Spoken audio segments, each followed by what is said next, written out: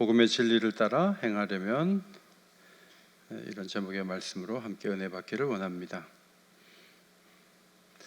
복음이 무엇인가? 그러면 한마디로 말하면 갈라디아서 1장 4절이죠.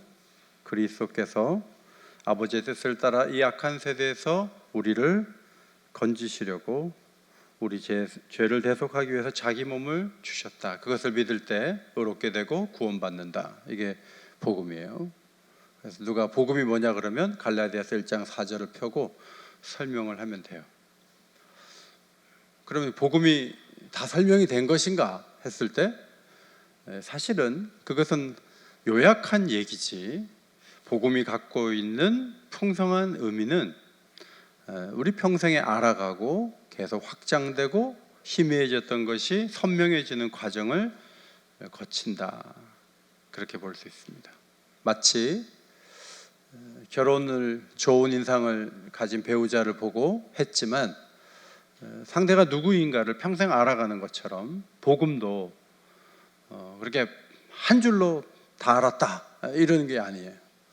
3년 동안 예수님이 하신 말씀도 사도들이 기억하고요, 또 성령을 받고 그리고 다양한 경험을 하면서 복음이 점점 더 선명하게 되었다. 성경은 그것을 보여줍니다. 특별히 복음을 깨닫게 하시고 복음을 누리게 하시는 성령의 인도하심이 매우 중요해요. 처음에 예루살렘 교회 성도들은 성령은 유대인들만 받는 줄 알았어요. 그런데 사도행전 10장에 가보니까 예루살렘 교회를 대표할 만한 베드로가 이방 집에 절대로 안 들어가죠. 하나님이 욥바에서 3번 환상을 보여주세요. 보자기에 못 먹을 짐승들이 가득해요. 그걸 먹으라고 3번이나 말씀하셔서 베드로가 제가 이 속된 것을 먹은 적이 없습니다. 못 먹겠습니다. 하나님이 깨끗하게 하신 것을 네가 속되다고 하지 마라. 그러면서 가이사라에 있는 고넬료 집에 보내셔서 말씀을 전하는데 이방인들이 전부 성령을 받고 방언을 했어요. 그래서 베드로가 거기서 세례를 주는 사건이 나와요. 그래서 베드로가 눈이 크게 떠진 거예요. 이방인이 성령을 받을 수 있구나, 예수를 믿고 구원을 받을 수 있구나. 베드로가 그때 처음 깨달은 거예요. 그리고 사도행전 11장에 가면 교회 앞에 그걸 설명을 해서 그러면 생명 얻는 회개를 하나님이 이방인에게도 주신다. 이것이 교회가 확정한 교리가 돼요. 그럼에도 불구하고 유대인들은 계속 자신의 어떤 기득권을 가지려고 할례는 행해야 된다 이렇게 나오죠. 근데 사도행전 15장에 가면 바울과 바나바가 안디옥에서 올라가서 할례를 받지 않아도 된다는 것을 지난번에 디도를 예를 들어서 바울이 설명을 하고 개인적으로 가서 말을 하고 해서 사도들이 결국 우리가 사람 괴롭히지 말자, 우리 모두 다 마음을 깨끗하게 하는 것은 믿음으로 되는 것이니까 할례를 요구하지 말자, 그것이 교회의 정책이 돼요. 그러면 이제 이방인들이 똑같은 구원을 누리고 복음을 누려야 되는데 그렇지 못하다는 것이 오늘 본문에 또 나옵니다. 오늘 2장 12절 13절 말씀은 그 이방인도 구원받을 수 있고 할례 안 받아도 된다고 선봉했었던 베드로가 이방인과 밥을 먹다가 유대에서 누가 온다는 소식을 듣고 빨리 그 자리를 벗어났는데 바나바도 밖으로 나가고 유대인들이 다 밖으로 나가서 이방인들하고 바울만 남은 거죠. 그런 사건이 있었단 말이에요. 이 음식에 대한 문제가 또 남아 있었습니다. 예루살렘 교회가 이방 교회에 할례 받지 않아도 된다고 하면서 4가지 부탁하는 것이 사도행전 15장 20절이에요. 음행, 첫 번째 음행, 두 번째 우상의 더러운 그 음식, 목매어 죽인 그 먹는 거, 피, 다 이게 먹는 거거든요. 4가지 중에 3가지가 먹는 거와 관련되어 있어요. 하나님께 나아가는 자는 부정하면 안 되는데 음식을 골라 먹지 않으면 부정하게 된다는 것이 레위기 규례이고 구약 성경의 가르침이었어요. 레위기서는 시체를 만졌다든지 병자와 접촉을 했다든지 음식을 가려 먹지 않으면 하나님께 예배하러 나갈 수가 없어요. 부정한 거예요. 근데 그 부정한 것이 계속 유효하다고 유대인들은 믿고 있었습니다. 그래서 이방인과 식사하는 것은 그때도 금지되어 있었지만 베드로가 그래도 벽을 깨고 밥 먹는 것까지 같이 했는데 유대에서 누가 와가지고 그걸 비난할까 봐 겁이 나서 밖으로 나갔는데 바나바도 유대인도 다 움직였어요. 여러분, 이 의식법의 유통기한은 이미 끝난 거거든요. 자, 마태복음 15장 17절 말씀을 보겠습니다. 17절 18절. 입으로 들어가는 모든 것은 배로 들어가서 뒤로 내버려진다. 오히려 입에서 나오는 그 마음에서 나오는 말과 욕심과 이런 것들이 더러운 것이지, 씻지 않는 손으로 먹어서 사람이 뭐 더럽게 되는 게 아니다, 음식 종류에 따라 사람이 더럽게 되는 게 아니다 라고 주님이 말씀하시면서 구약의 모든 율법의 그 음식에 대한 의식법은 유통기한이 끝났다, 이렇게 말씀을 해 주신 거예요.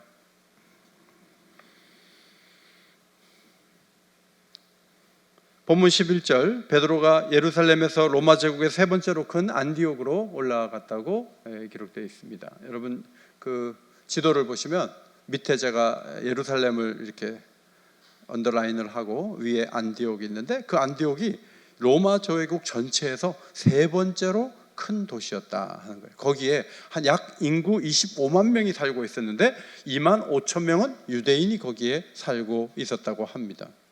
거기에 교회가 세워졌어요. 이제 베드로가 이방에서 세워진 그 안디옥 교회를 방문해서 이방인들하고 같이 예배도 드리고 다른 많은 일을 했을 거예요. 전도도 했을 것이고, 그런데 음식을 먹는 그 자리에서 문제가 일어났다는 거죠. 베드로가 중간에 음식 먹다가 나가버렸는데, 또 다른 사람들도 나가버렸는데, 바울이 보기에는 그것이 외식이었다, 배우의 연극하는 행동이었다, 주님을 배신하는 행동이었다, 그렇게 평가를 했습니다.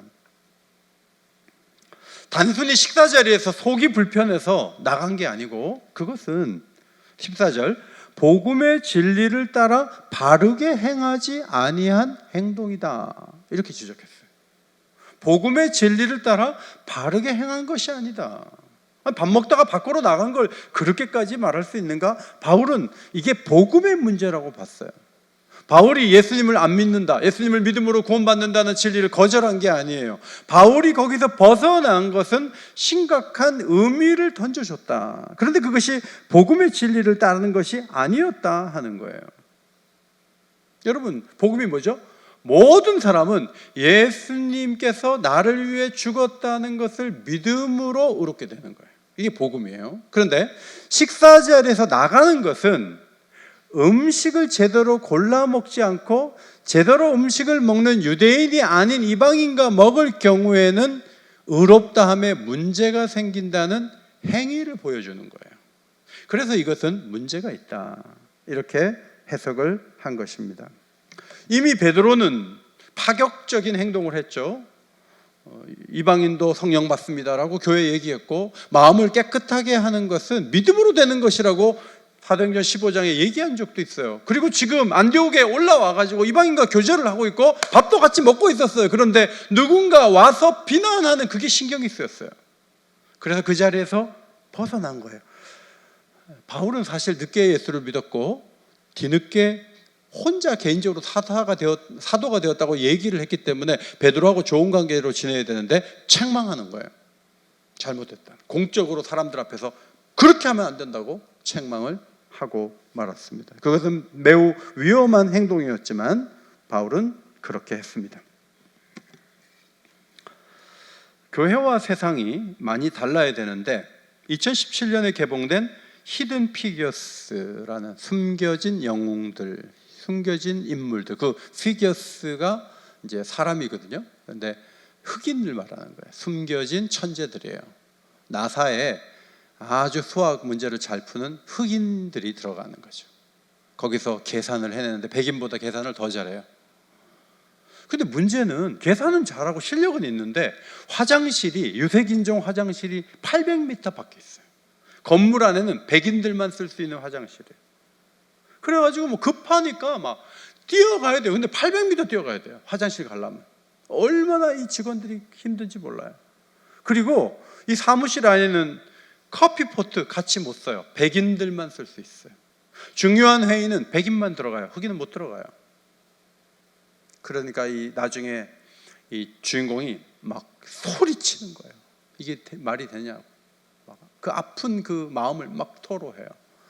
그러니까 이 천재 이 흑인들을 이렇게 보면서 그 나사에 수장되는 사람이 하루는 해머를 가지고 화장실 간판을 다 때려 부셔요. 이제는 백인 화장실 따로 없고 흑인 화장실 따로 없다. 그러면서 그 한마디 하는 게 굉장히 인상적이에요. 나사에서는 모두가 같은 색 소변을 본다. 나사에서는 모두가 소변이 같은 색깔 아니에요, 사실? 피부 색깔 다르지 소변 색깔 다른 거 아니잖아요. 같이 화장실 쓰면 어때요? 그런데 그걸 그렇게 구분하고 1960년대예요. 미국 사회가 아직도 깨어나지 못했었죠. 그런데 교회에서 이런저런 차이가 있는데 그 차이를 부각시켜가지고 너는 너고 나는 나고, 그거는 문화적인 차이고 성장 과정의 차이고 은사와 성향의 차이인데 거기다가 도덕적인 의미까지 종교적인 의미까지 덧붙여갖고 하나는 의인이고 하나는 죄인 만들면 이건 안 된다는 얘기가 이미 1세기에 갈라디아서를 통해서 선포되고 있는 거예요. 미국 사회보다 훨씬 빨리. 15절에 우리는 본래 유대인이요 이방 죄인이 아니다 그랬죠. 맞죠? 이 말이 좀 비꼬는 말이거든요. 유대인과 이방인 할 때 우리는 본래 유대인이어서 우리는 본래 의롭다는 거죠. 그런 의식을 베드로가 갖고 있었고 바울도 갖고 있었어요, 과거에. 그리고 저 이방 죄인은 우리가 아니다라고 생각을 해요. 그런데 뚜껑을 열어놓고 보면 유대인이나 이방이나 예수님이 피를 흘려 주셔서 의롭게 된 거지, 할례 받았다고 음식 골라 먹는다고 의롭게 된 게 아니라는 거예요. 아니라는 거예요. 제가 이제 시계가 있는데 이거 걸으면은 몇 보 이렇게 나와요, 이 시계가. 그럼 이거 차고 다니면은 많이 걸어요? 이게 많이 걷게 도움은 주지만 이걸 찾다 그래서 많이 걸었고 이미 건강한 거예요? 이건 하나의 몇 보 올라가는 장치에 불과하잖아요. 많은 의식법들이 그 정도까지 미치지 사람을 의롭게 할 수는 없는 거예요. 그런데 유대인들은 우리는 본래 유대인이고 난 저 이방 죄인이 아니야, 이런 식으로 생각을 하고 있었던 것이죠. 오늘 본문 말씀에서 가장 키가 되고 어려운 말씀은 17절이에요. 자, 성경 17절을 보시고 한번 같이 읽겠습니다. 시작. 만일 우리가 그리스도 안에서 의롭게 되려 하다가 죄인으로 드러나면 그리스도께서 죄를 짓게 하는 자냐? 결코 그럴 수 없느니라. 자, 이 말씀이 굉장히 중요한데 이 말씀을 잘 해석한 신학자의 글을 제가 가지고 왔어요. 자, 이런 말이에요. 예수를 믿어 의롭게 되었다 해서 율법을 무시해도 된다면, 거기서 율법은 뭐 음식을 아무거나 먹고 할례 안 받고 그런 거겠죠. 율법을 범하는 죄인이 되어도 아무 문제가 없다는 것인가? 이신칭의의 복음을 가지고 오신 그리스도는 오히려 죄를 마음대로 짓게 하시는 분이신가? 이런 질문을 바울은 많이 받았어요. 결코 그럴 수 없느니라. 이제 설명을 17절 이하에서 해주는데 19절이 중요하죠. 자, 19절 말씀 같이 앞에 보시고 한 번 더 읽겠습니다. 시작. 내가 율법으로 말미암아 율법에 대하여 죽었나니 이는 하나님에 대하여 살려 함이라. 여기서 율법은 어떤 율법인가 하면 구원에 이르도록 도와주는 율법이에요. 다 지키면 구원을 받을 수 있다고 하는 율법에 대해서 난 죽었다는 거야. 그건 불가능하다는 거야. 율법을 잘 지켜서 하나님 말씀대로 잘 살아서 구원받을 수 있는 사람이 있는가? 아무도 없어요. 그걸 깨달으면서 하나님에 대해서 사는 자가 될 수 있다 하는 거예요. 자, 이것을 잘 설명해 드리기 위해서 마가복음 5장을 말씀드릴게요. 자, 12해를 혈루병으로 고생하다가 예수님께 나온 여인을 기억하시죠? 그 25절, 26절에 보면은 12해를 혈루병으로 고생하다가 예수께 나온 여인이 많은 의사들에게 많은 괴로움을 받았다, 그런 말이 나와요. 의사가 여자를 괴롭힌 게 아닌데 약을 이렇게 먹으세요. 내가 처방하는 대로 해보세요. 음식은 이걸 금합니다. 수만 가지 요구들을 하면 혈루병이 끊어질 것 같이 얘기를 해갖고 그것을 돈을 많이 주고 약을 사오고 그대로 다 했는데 12년 됐는데 변화가 있다면 몸이 더 약해진 것이고 병은 그대로 있고 돈이 다 없어졌어요. 가난하게 됐어요. 노력하고 인간적으로 다 해봤어요. 병이 해결이 안 돼요. 그런데 이 여자가 믿음이 생겨가지고 예수님의 옷자락이라도 만지면 내가 나음을 입겠다는 믿음이 생겨가지고 부정한 여인이라 주님께 나갈 수 없다는 그 율법의 규례를 알고 몰래 가갖고 주님의 옷을 터치하는데 몸이 나았어요. 자기의 인간적인 모든 노력은 병을 이기지 못했어요. 이기게 할 수 없었어요. 그런데 예수님의 옷자락을 터치하는데 몸이 나버렸어요. 율법으로 아무리 노력을 해도 우리는 하나님이 받을 수 있는 사람이 되지 못해요. 하나님의 교제 대상이 될 수가 없어요. 아무리 선행을 많이 하고 아무리 탁월하게 하고 밤새 기도를 하고 뭘 해도 주님이 받으실 만한 수준에 우리는 올라갈 수 없어요. 그런데 예수님이 나를 위해 십자가에 죽으셨다는 사실을 받아들이면 하나님이 그것을 보시고 우리를 안아주시는 줄 믿습니다. 이것이 복음이에요. 이 복음을 믿는 사람 치고는 베드로가 심각하게 잘못했다는 거예요. 베드로가 행동한 거는 그 복음의 진리를 따라 행한 게 아니라는 거예요.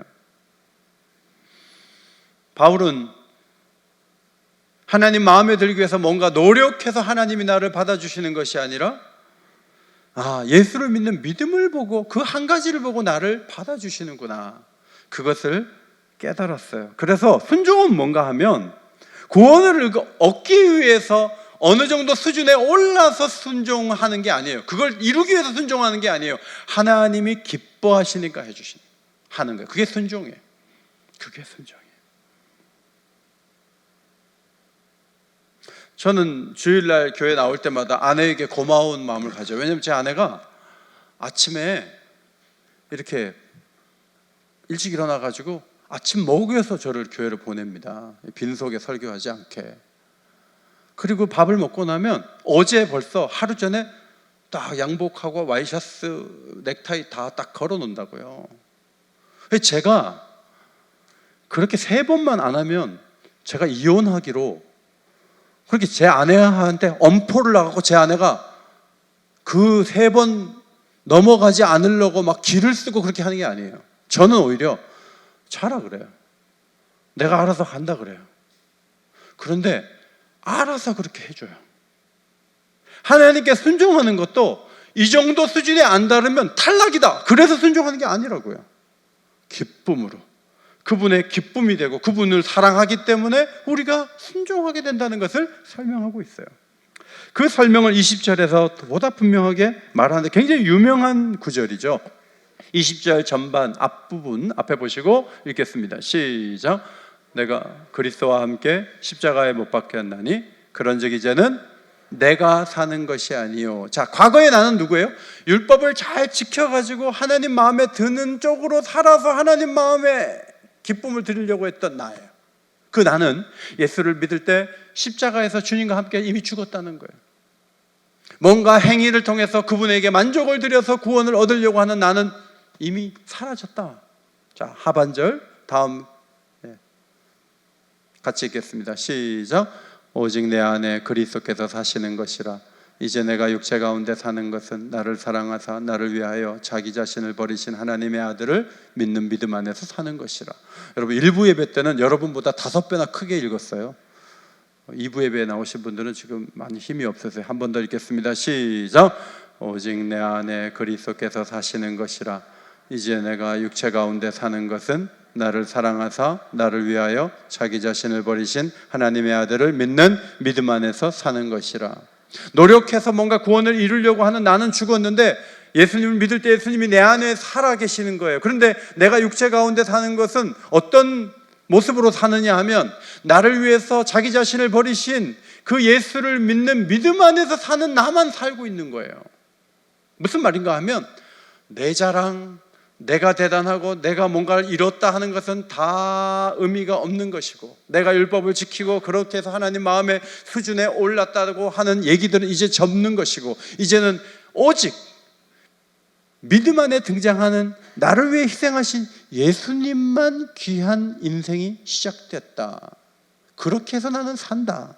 그렇게 고백을 하고 있습니다. 그분 덕에 내가 산다. 바울은 유대인으로 8일 만에 할례를 받고 가말리엘 문화에서 율법의 엄한 훈련을 받은 사람입니다. 예수를 믿고 나서도 그리스도의 일꾼으로 수많은 고난을 당하고 위험을 당하고 고생을 했어요. 굶고 헐벗었어요. 지금 캐나다에서 그 임현수 목사님 계시잖아요. 그 목사님 북한에서 징역살이 하다가 나와갖고 지금 막 집회를 열심히 다니세요. 같이 예수를 하고 목회를 해도 어떤 사람은 감옥까지 갔다 와서 얘기하니까 얼마나 할 말이 많겠어요. 바울도 할 말이 많아요. 열매도 많고 정말 교회를 위해서 진액을 짜 바친 흔적들이 가득해요. 그런데 그가 그런 얘기를 쭉 하다가 뭐라 그러냐면 고린도후서 11장에 내가 부득불 자랑할진대. 뭘 자랑한다고요? 내가 뭐 한 것? 약한 것을 자랑하리라. 예수님이 너무 커지니까 내가 교회를 위해서 많이 행한 것을 말을 하고 자랑할 게 아니라 내가 약한 것을 자랑할 수밖에. 나같이 약하고 나같이 악한 사람을 하나님께서 나를 부르신 그 은혜를 내가 찬양하고 자랑할지언정 내가 가진 것을 가지고 자랑하지 않겠다는 거예요. 그런 마음의 변화가 일어난 거예요. 그것은 빌립보서에도 나타나요.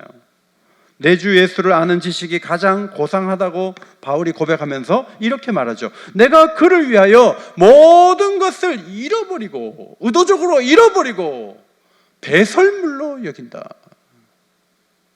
뭘 배설물로 여겨요? 자기가 8일 만에 할례받고 교회를 위해서 많이 수고하고 율법의 의로는 흠이 없는 자로 살아왔고 자기가 열심히 기도했고 자기가 가는 곳마다 기적이 일어났고 이 모든 것이 배설물이다.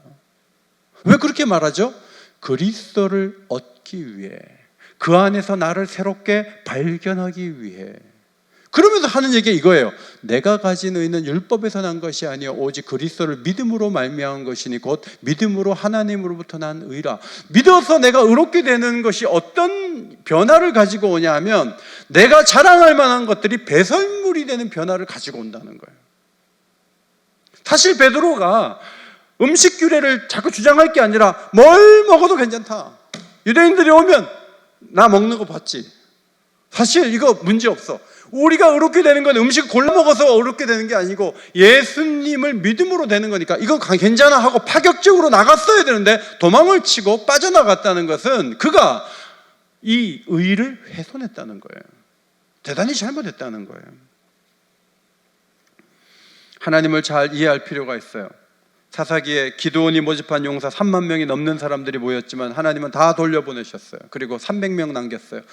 왜 300명 남긴지 아십니까? 사사기 7장 2절 이스라엘이 나를 거슬러 스스로 자랑하기를 내 손이 나를 구원하였다 할까 함이니라. 하면 하나님이 정말 싫어하는 게 뭐냐면 내가 나를 구원했다는 거예요. 내 노력이 나를 구원했다는 거예요. 내가 공헌을 해서 여기까지 왔다는 것을 당신은 알아야 된다.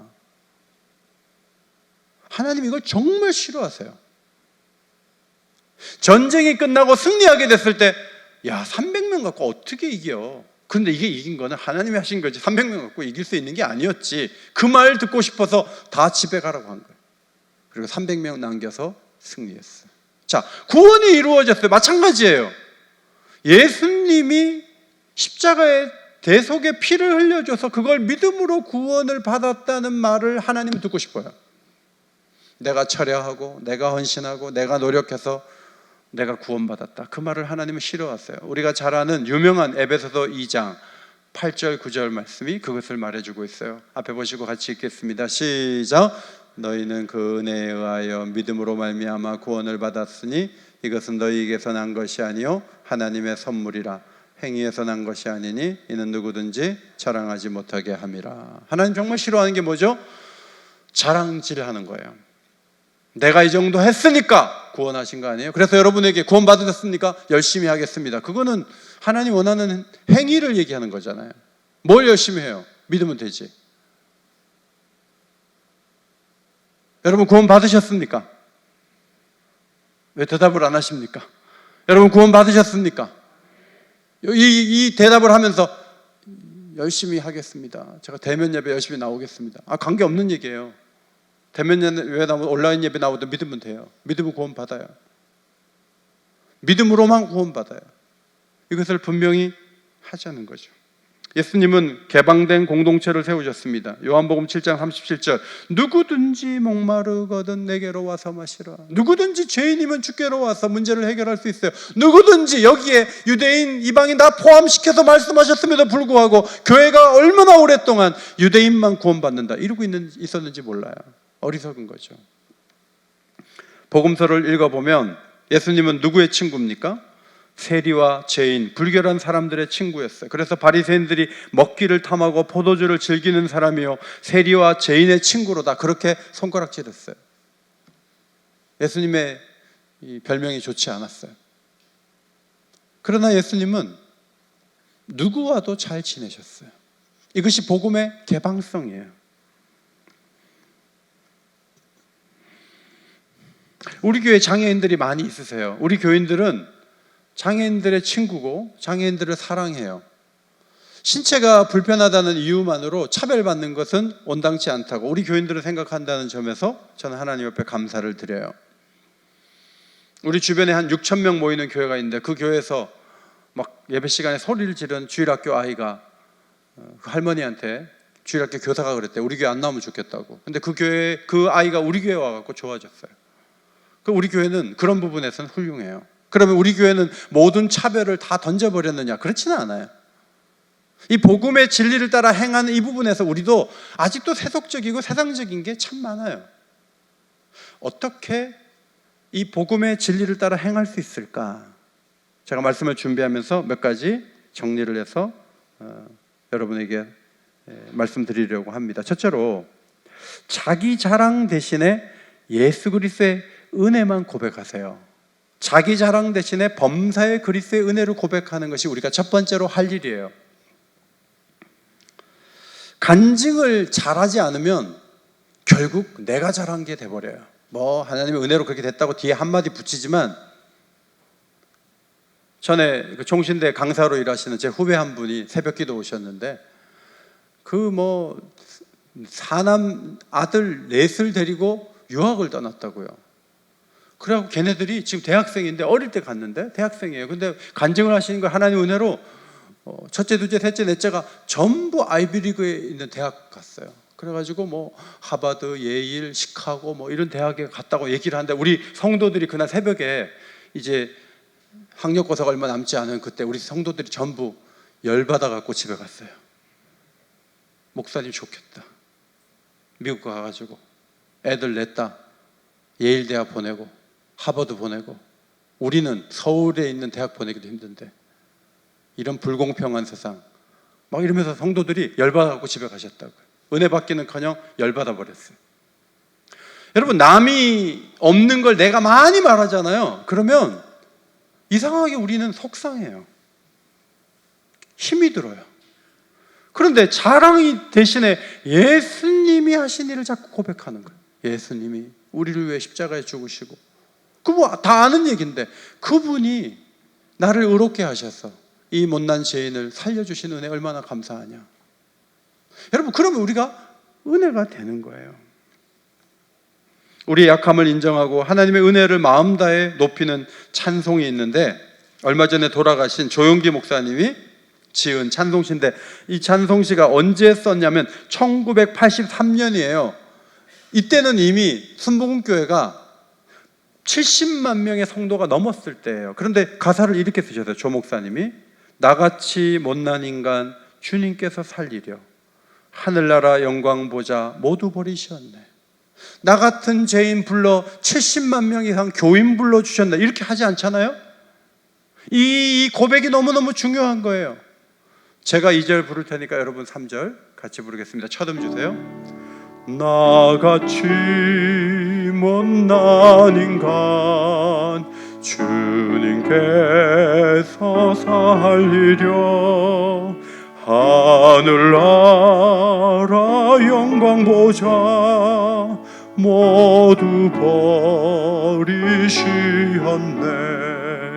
낮고 낮은 세상에 사람 형상 입으신 하나님의 큰 사랑 어디에다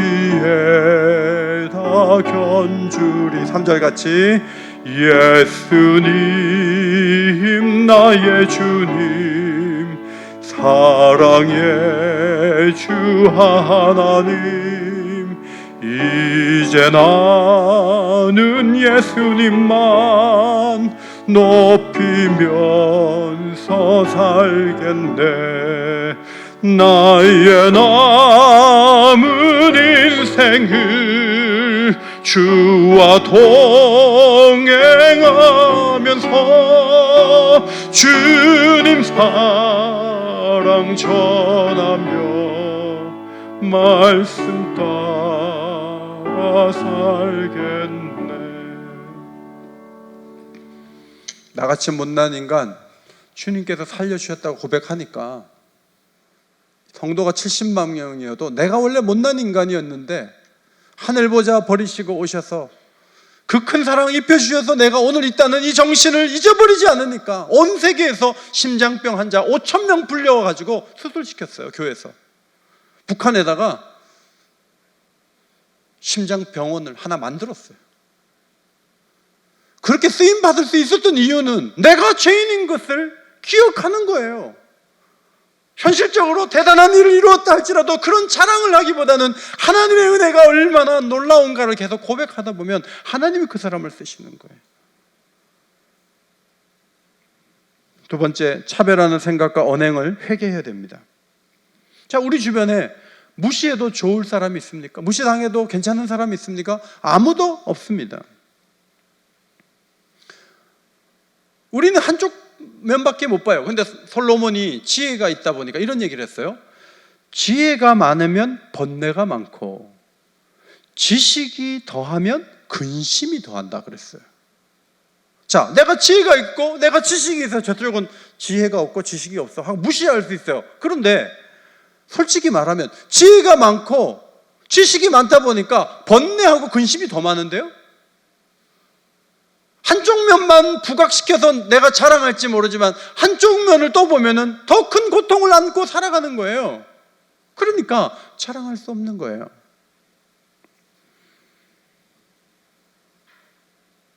우리도 모르게 차별을 하고 우리가 마치 처음부터 옳고 굉장한 사람인 것처럼 포장하는 기술이 있어요. 사익감을 데리고 옵니다. 며느리감 데리고 옵니다. 물어보는 거예요. 부모님 교회 나가냐고. 자기만 교회 나간대요. 부모님 아직 예수를 안 믿고 전도하고 있대요. 말로는 표현하지 않지만 이렇게 얘기하는 거예요. 속으로. 넌 우리 집 식구 되기 어렵겠다. 우리 집은 사돈이 다 교회 다니는 사람만 우리 집안 사람일 수 있어. 너 혼자 그렇게 예수 믿어갖고 우리 집안 사람 되는 거는 어려워. 만약에 그렇게 선을 긋는다면 그거 회개해야 되는 문제라는 거예요. 그게 그 아이가 할 일이에요? 그 아이가 못해갖고 일이 그렇게 된 거예요? 나는 옛날부터 우리 집안은 전부 예수를 믿은 거예요? 그건 잘못된 생각이에요. 교회 안에서 교제를 할 때도 최소한 요 정도 기준에 있는 사람만 골라갖고 내가 교제하겠다. 굉장히 잘못된 태도예요. 그건 회개해야 될 생각이에요. 누가 있든지 옆에 사람을 친절하게 대하고 누구에게든지 손을 내미는 교인이 되어야 되는데 신앙생활을 오래 할수록 점점 까다로운 사람들이 돼서 뭔가 기준에 맞지 않으면 상대를 안 하는 거예요. 인사도 안 받아요. 제가 오긴 처음 오니까 인사도 안 받는 재직들이 있더라고요. 전도사라 이거죠. 목사하고만 상대한다는 거예요. 얼마나 악한지 몰라요. 그게 정말 악한 행동이에요. 그 부분을 회개해야 돼요. 세 번째, 차이를 극복하고 배제보다는 포용해야 돼요. 우리에게는 성장 과정의 차이가 있고 습관의 차이가 있고 성향과 기질의 차이가 있고 나이와 직분의 차이가 있어요. 외국인이 들어온다. 정말 차이가 많죠. 근데 그 차이를 갖다가 자꾸 도덕적이고 신앙적인 의미를 부여해갖고 상대방을 초라하게 만들고 유리한 쪽으로 해석을 해서 나는 괜찮은 사람으로 만드는 행위를 버려야 돼요. 그 행위를 버려야 포용할 수가 있습니다. 돌아가신 옥하는 목사님 설교를 지난 주간에 들었는데 이런 얘기를 막 강조해서 하시더라고요. 강남 술집을 방문해서 그 사랑의 교회 주변에 옛날에 술집이 많았거든요. 전도를 한 거예요. 그래서 술집에서 술 따르던 여자도 오고 남자도 오고 해서 교회 꽤 많이 등록을 했나 봐요. 그래서 다락방에다가 집어넣고 소그룹 하라고 했는데 목사님 뭐라 그러냐면 한 명도 안 남아있다는 거예요.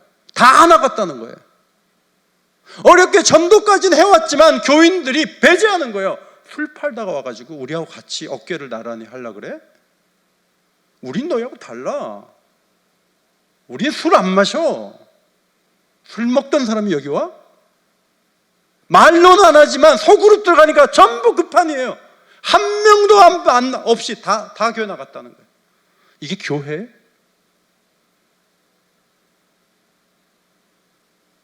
믿음으로 말미암아 의롭다함을 받은 건 똑같은데 그 위에다가 유대인들은 할례와 의식법을 놨을 뿐 우리는 또 다른 것들을 많이 놓으면서 밀어내는 거예요. 너 나하고 같이 할 수 없어. 이건 굉장히 잘못된 거예요. 포용할 수 있어야 돼. 차이를 극복해야 돼. 네 번째, 예수께 입은 은혜를 기초로 해서 모여야죠.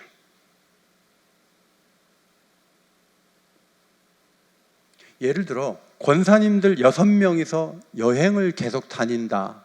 교회에서는 그러면 안 돼요. 우리 6명이서 모여가지고 밥도 먹고 생일 축하도 해주고 우리끼리 지내자. 그 6명 안에 못 들어가는 거예요. 딴 사람이. 그러면 안 돼요. 실로암 중등부 출신만 모여가지고 정기적으로 한 달에 한 번씩 만나자. 그 모임은 암적 존재가 되는 거예요. 왜냐하면 교회는 예수님의 은혜로 인해서 모일 수 있는 공간이에요. 그런 공동체예요. 그런데 많은 모임들을 보면 희한한 성격을 부여해서 우리 교회는 별로 그럴 게 없지만 고린도 교회를 보면 바울을 중심으로 베드로를 중심으로 어떤 사람 예수님을 중심으로 그래갖고 그룹들이 여러 군데가 있는데 바울이 보기엔 전부 암적 존재예요. 왜? 은혜로 인해서 모일 수 있고 은혜로 인해서 만날 수 있는 게 교회인데 거기다가 뭘 의미를 붙여가지고 조건을 만드는 거예요. 2부 예배가 왜 중요합니까? 누구나 와도 되잖아요. 저는 장례식 때도 그래요. 장례식 때 오후 3시에 오후 5시에 입관 예배가 있습니다. 그러면 그 시간에 오면 되는데 요 그룹 짓는 사람들은 그 시간에 절대 안 와요. 그리고 자기네끼리 연락해가지고 거기서 그 몇 사람이 장례식을 돌아다니면서 조문을 한단 말이죠. 그리고 예배 시간에 안 와요. 그게 얼마나 안 좋은 태도인지 몰라요. 교회 안에서 이게 그룹을 딱 지어가지고 그 사람들하고만 지내려고 하는 거예요. 이게 큰 죄거든요. 오늘 베드로가 그런 잘못을 범하고 있기 때문에 지적을 하는 거예요. 정리합니다. 복음의 진리가 뭐죠? 예수를 믿으면 구원받는다. 그게 복음의 진리 전부가 아니라는 거예요. 하나님의 은혜로 의롭게 되었기 때문에 항상 그 사실이 앞세워져야 돼요. 그리고 인간들이 만든 기준과 잣대를 가지고 사람을 차별하면 안 되는 것까지 가는 거예요. 그리고 자신이 이룬 것을 내놓지 말고 예수님이 이루신 것을 앞세우는 게 교회예요. 이것이 복음의 진리의 능력이에요. 성도 여러분, 은혜에 충만하시기를 바랍니다. 차별하지 않게 되기를 바랍니다. 참된 평화와 사랑을 실천하시기를 바랍니다. 그것이 복음이 우리에게 줄 수 있는 능력이고 지혜예요. 이 진리를 따라서 하나님을 기쁘게 하는 자리에 모두가 서게 되시기를 예수의 이름으로 축원합니다. 하나님 아버지, 진리를 따라 바르게 걷는 저희가 되기를 원합니다. 차별하지 않으며 차별당하지 않으며 은혜 안에서 늘 하나가 되는 교회를 이루어야 되는데 인위적이고 인간적인 것들이 우리의 생각 속에 들어와서 이렇게 저렇게 하나님 아버지 곤란한 일들을 만들 때가 많이 있습니다. 복음의 진리를 따라 행할 수 있는 지혜를 주시고 성령에 민감하고 말씀에 순종하는 저희 모두가 될 수 있도록 인도하여 주시옵소서. 간구하오며 예수님 이름으로 기도하옵나이다. 아멘.